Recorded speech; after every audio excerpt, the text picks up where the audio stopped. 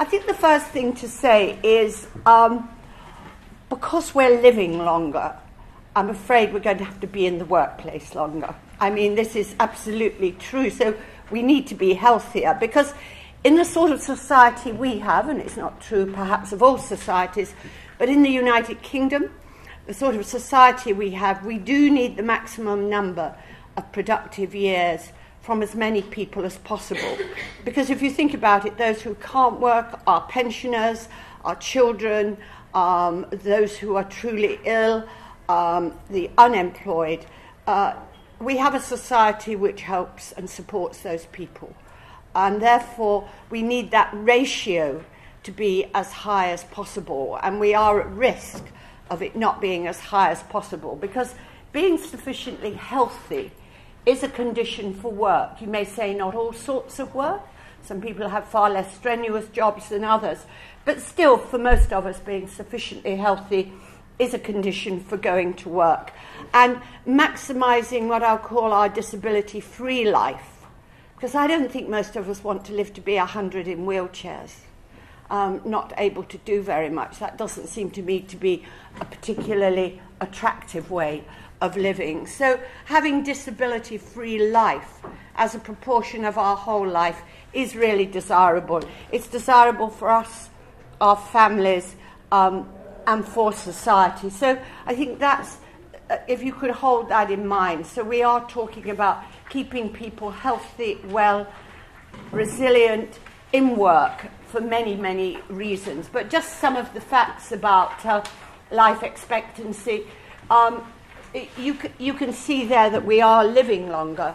I think one of the worrying things is that compared with 50 years ago, when we were not as healthy, when we were dying earlier, people are exiting the labour market earlier than they did 50 years ago. That's quite an extraordinary comment, really, because we don't have the same level of infection. We don't have the same level of rapidly killing diseases around. We have lots of illness, but there are very different sorts of things. So over 50% of adults have already stopped working by the year before they reach state pension age, and yet we need us all to be keeping healthier to work. So this demographics is indeed a worry to governments around the world. It's not just in the UK.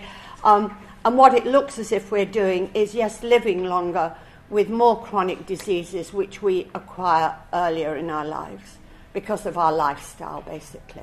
So that really is the background. And against that, the world of work is changing. I put in heavy black. Mental health is increasing. It was again on the radio yesterday, particularly in the NHS. Mental health or ill health is the most common reason for people to take sick leave in many, many sectors, certainly within the health sector. And that has really blossomed again in the last few years. We're no longer an industrial society. We're a knowledge-based economy. We've got globalization of labour. We need to have transferable skills and to learn some new skills midway through our lives. Female employment is increasing, but the recession didn't bring about better employment for women. If anything, it brought about worse employment for women, with many women losing their jobs and often taking part-time work or zero-hour contracts. And we got fewer permanent core staff, a lot of outsourcing. So it's a changing world, and therefore it's crucially important that a workplace, as far as the employee is concerned, is a good workplace where you can do good work. And if you don't do that, most of us respond just like ordinary human beings and take away our discretionary effort. We just take it away. We may not think about it very much, but if you're disillusioned, not feeling okay at work, why should you go the extra mile? It's just a very normal human reaction. Of course, in certain industries, and in my own healthcare in hospitals, that of course can be disastrous. So we absolutely need engaged staff at work. So what constitutes good work? It's not just what you're paid.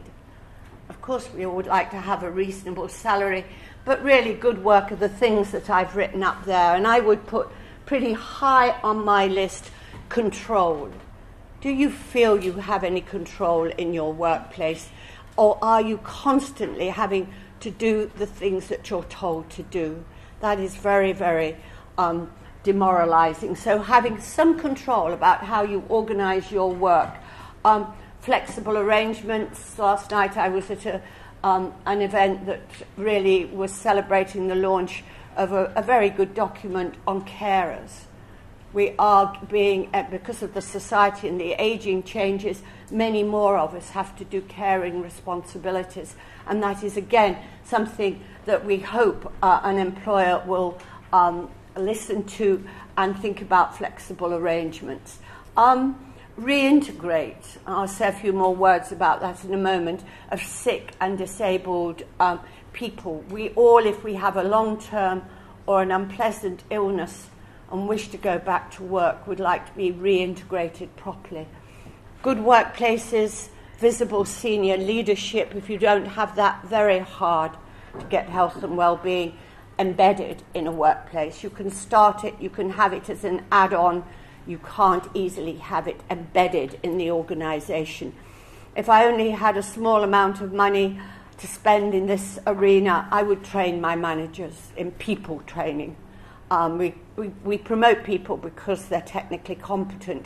Then we leave them and expect them to cope. Well, no wonder they don't cope very well. We haven't given them the tools to cope with. I regard that as crucial. If you don't integrate traditional occupational health and safety, the sort of stuff that HSE would like, with the new agenda of promotion of health, prevention of ill health, well-being, if you don't truly integrate them, you'll never get it to be sustainable. And so many companies have OH over here with conventional safety, they have HR here, they'll have some health promotion over here. It's all over the place. And actually, as long as you have all those little pockets with no integration, very hard to make it sustainable. And then we should empower our employees to look after their own health, because in the end, we want that to be sustainable wherever they work, and if they leave the organisation, to take that with them. What prevents us from working or working well? Well, the two biggest things numerically are stress, anxiety, and mild depression, and aches and pains, back pain, neck pain, type of fibromyalgia type problems. Very hard to define, not illnesses. Stress is not an illness. Back pain is not an illness. You have no medical definition for it. And very often what the GP will write on a medical certificate, because he has or she has to write something medical, isn't really the truth. And when I did the independent review on sickness absence for the government, I talked to lots of people who were collecting their sick notes, and what they said is, well, I hate my line manager. I'm never going back to that job. But no GP I've ever known writes anything other than, in quotes, a medical diagnosis. The closest they get is stress or anxiety. Often not the truth at all. The stress is the result of poor relations in work. Never says poor relations in work, bullying at work. Never. And so when you see a medical certificate, you should always ask, if it's for something like that, what really lies behind it. It may not be the truth at all. So the quality of work is crucial. And then, of course, there are other very important reasons, things like cancer, diabetes, real illness, which are, in a way, easier to deal with. They're almost a more known entity. And, of course, there are home-related problems, and the fact that people might need to be upskilled and have a lack of educational capacity within the job they're in, and not wish to be retrained. And that, of course, is a challenge. Now, these things are common. We have no increase, thank God, in this country in serious mental illness. We don't have any more schizophrenia than we had 10 years ago. We don't have any more endogenous depression. That is very, very stable. So these are not serious illnesses. These are things we all get. We all get a bit stressed and anxious. It's essentially whole people. They shouldn't be going into our benefit system. That is an absolute terrible thing, that people who are essentially whole people, so many of them, because of what doesn't happen, actually end up with endless sick notes and then eventually drift into a system which isn't kind to most people, and one wouldn't wish them to be there, and they lose all self-esteem and self-efficacy. And it's a very long journey back. So we ought to be able to get on top of these. Just giving drugs or CBT, however immediately helpful, and getting rid of a few symptoms, if you don't answer the real problem, you will send someone back to work. They will cope for maybe 2 or 3 weeks, and then they'll be on the hamster wheel again.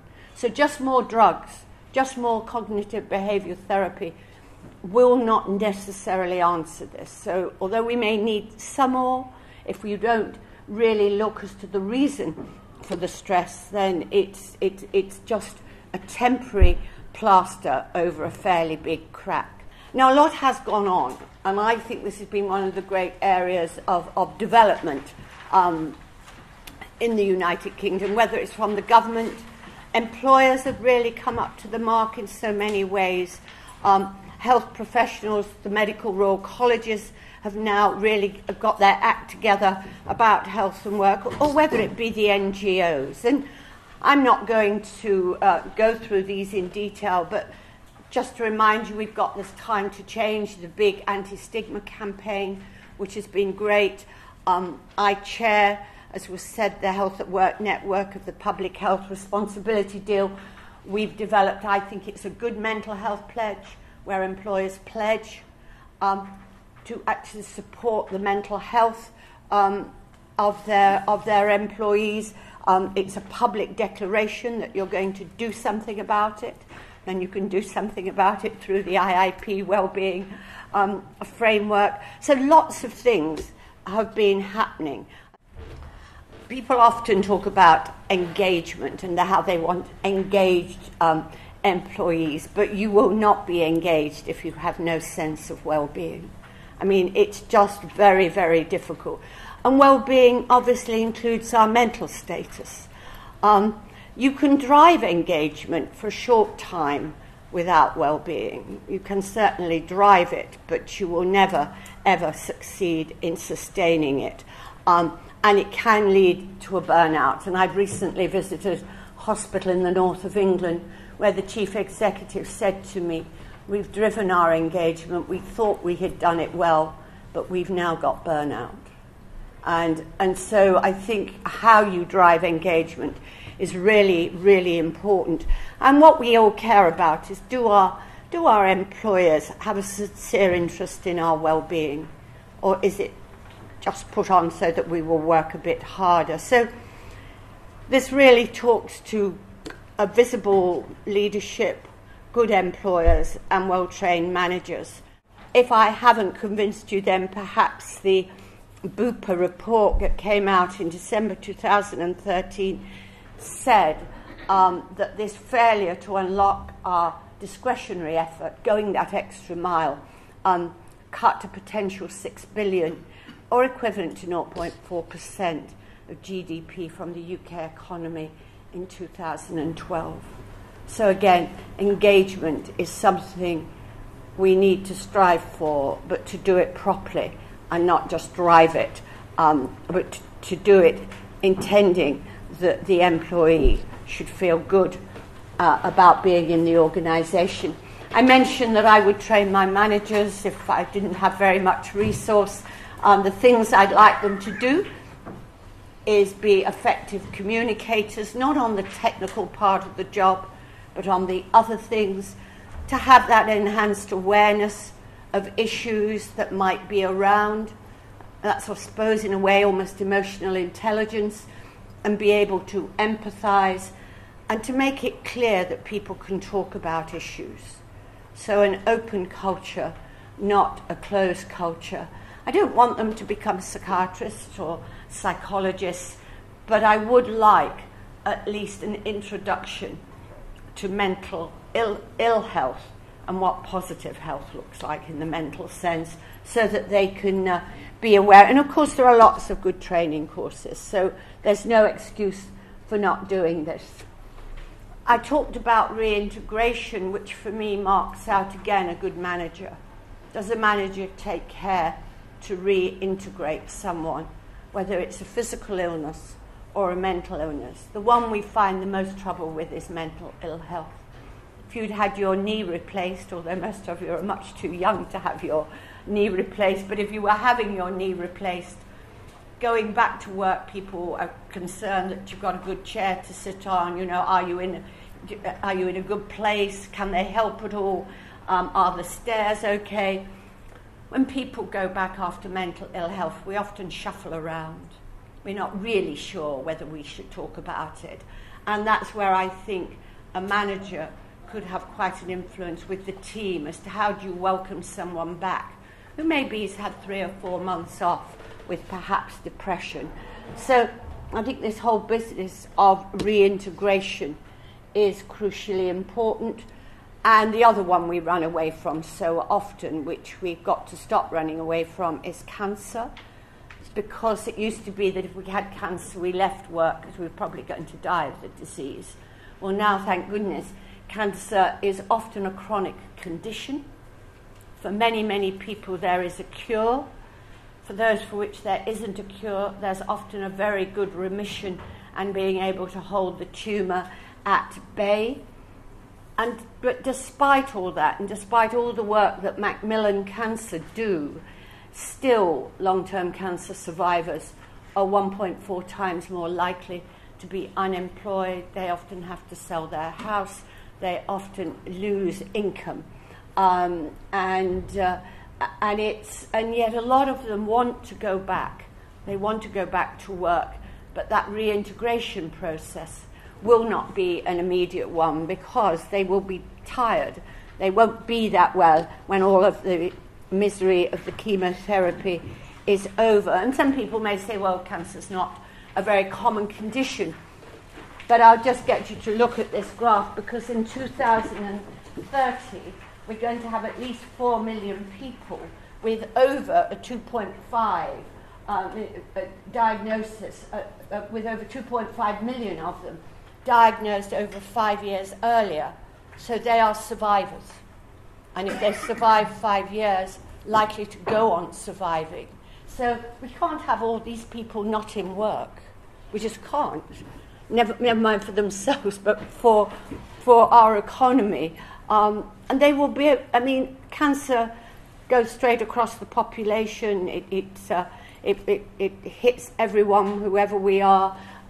But within that, there will be a huge amount of talent and expertise that we can't afford to lose. So I just wanted to give you 2 examples of conditions that we still, I think, run away from. Just to bring to your attention that in May of this year, NICE will publish its guidance on workplace policy and management practices, and that is looking specifically at line managers. It went out to a consultation in its draft form, and I thought it was actually very good when I saw it then, and I'm really looking forward to it coming out, because they have done as much research as it's possible to do to find the evidence about how important managerial behaviour and organisational culture are. So I think that will give us something that we haven't had before. We've taught to hang on to. I mentioned integration, and I'd like to call it total worker health.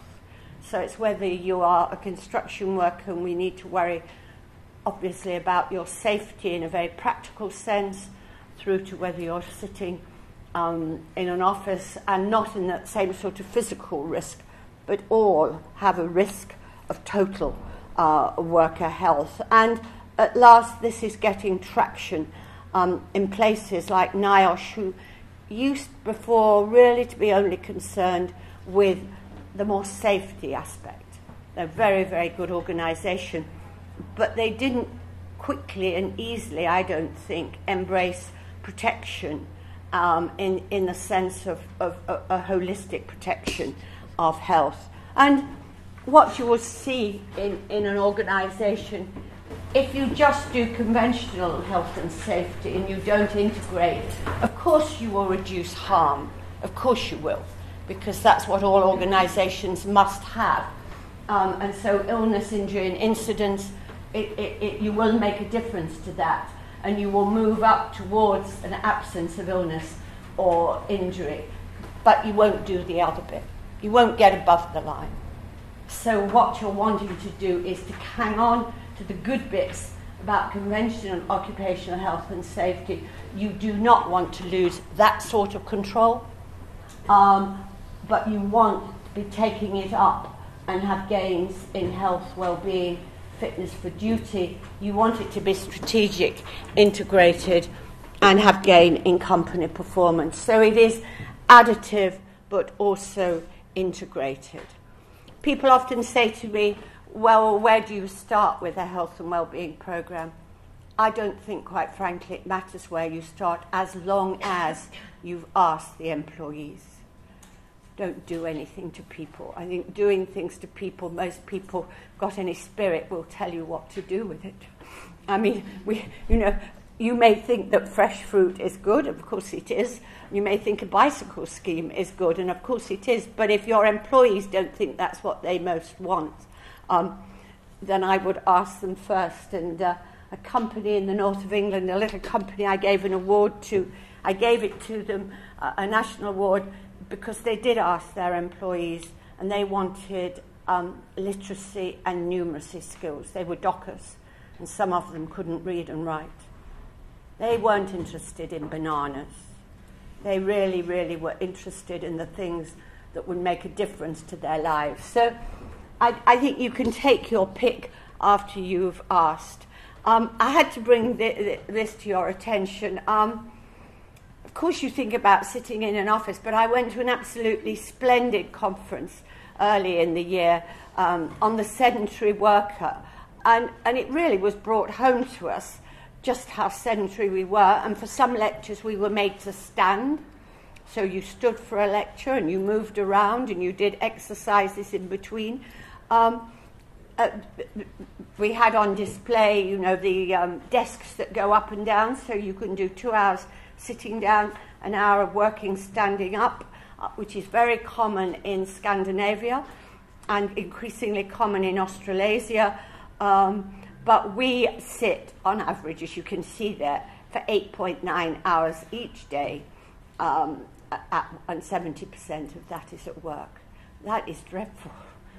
I mean, we weren't made to be sedentary creatures, and they've been trying to put some science to this. I'm not sure how good the science is, but this is what they quoted in their book. But I think it's a very, very good area to take note of. And certainly Australian studies show that ameliorating influence of workplace interventions by having standing breaks and adjustable workstations. So there's quite a movement now going on to build up the evidence base for ensuring that offices do have a mixture of desks, and that you might have a stand-up meeting, you might be able to move your desk around. There were some very good examples of how you could be much more innovative. I am going to mention the wellbeing work that IIP are doing. I had the pleasure of looking at it before it was published. I look at lots of different documents of what people are doing or trying to do, and I have to say, this is very well done. It's really extremely well done, and I thought I would like to take this opportunity of saying congratulations. So there's been a huge amount of thought and planning into developing this. I think a lot's going on.